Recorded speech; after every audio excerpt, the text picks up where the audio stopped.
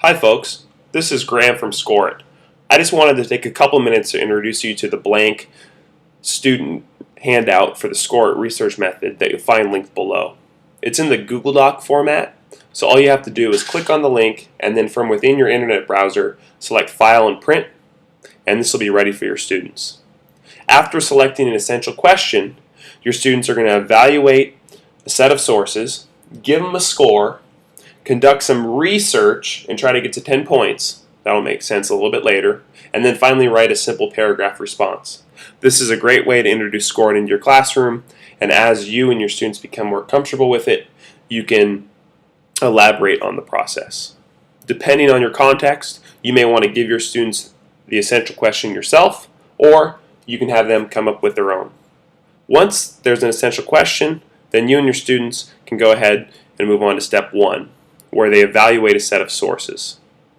For the first time you use this, I recommend that you as a teacher come up with sources A through D, so 4 sources, that are good examples of what they may find when they're conducting some research, that kind of exemplify a really bad source, a mediocre source, and a great source. This will help them get the feel of the questions that they ask and the scores that they're going to give to each source. Notice on the handout here, even before the students click on the link, the first thing it has them do is think. It has them make predictions about the validity and usefulness of the source just based on the URL. So build this habit for your students. Have them ponder what it means to be a .com, a .org, a .gov, and any other kind of hints they can get from just looking at the URL. Way too often I see my students Google something and then click on the first hit no matter what site it is that comes up. After making predictions, students can go ahead and click on the source and begin to explore it. There are 3 evaluation criteria that we use here at ScoreIt. The first is authority, the second is coverage, and the third are red flags. The series of authority questions get students to evaluate to what extent the source is an authority. Obviously, the more authoritative, the better. The problem is, for a lot of students, the more authoritative it is, the harder the language may be for them to access. The second criteria is coverage. What is the scope of the coverage? What's the point of view of the coverage? Does it seem to approach the issue in a balanced way? The third criteria is then red flags. The red flags are something we want to avoid. Based on students' previous knowledge, how accurate is that information? Does it have correct grammar and spelling? Is there significant criticism surrounding the source? One great tool for students to evaluate whether or not an author or an institution has been highly criticized is checking out the Wikipedia page about that source. If there's a subtopic on criticisms and there's a lot of different challenges coming from different ways, then that may be a red flag. Students need to learn to go through the process of asking all of these questions to come up with an answer, answering to what extent the website has authority, it has broad coverage, and making sure there are no red flags.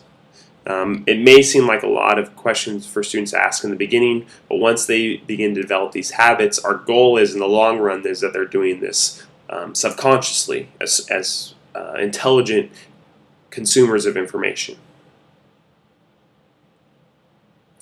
They'll go through that same process with source B, source C, and then finally source D.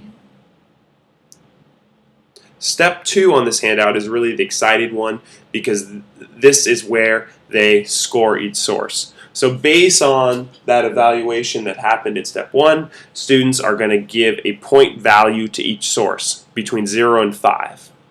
And there are basic descriptions of what each type of source is in the left-hand column here, and then there are some examples in the right-hand column. This is obviously open to interpretation, so it leads to great discussions in your classroom about how it is your students want to score these sites. So make sure you read through these as the teacher beforehand so you're ready to kind of guide your students through it. Once they give each source a score, they can record them on the handout here and tally up how many points they got to. The key with the ScoreIt system is to give your students a certain point value that they want them to get to. If they're just writing the basic paragraph that's in the handout here, it's going to be a 10-point basic research assignment. If it's something that's a larger, more complex assignment, they may need to get to 25 points. That's one of the great things about the system is you can adapt it to your own personal needs as the teacher. Step 3 on the handout has students do some research.